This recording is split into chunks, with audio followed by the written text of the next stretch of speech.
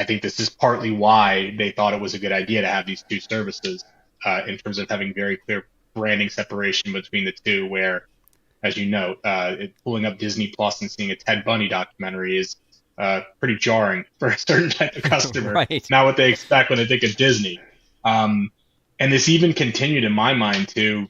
There's an interesting interview from, I believe it's June of 2024, I want to say, relatively shortly after Bob Iger came back as CEO, where the conversation feels really unorganized, especially for him, where he's effectively saying all options are on the table in terms of the strategy we take from here. And in my mind, it's always been pretty darn clear what those two roads are. Road number one is just be Disney, and you're running Disney Plus in the way that you kind of just described it, and how it kind of originally came to market. Right? It's very narrowly focused around a handful of kind of marquee IP, and the amount of content on there is going to be somewhat limited, but it's going to be really high quality. And it's the kind of thing that you can turn on and basically just let your kids, watch whatever they want.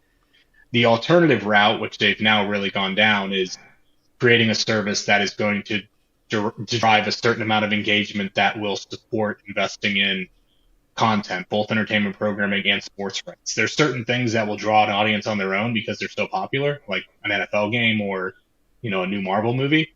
But there's other things that are not up to that same bar, and they need a consistent level of engagement and mind share to be something that people turn on with a certain level of frequency that this stuff is still getting consumed.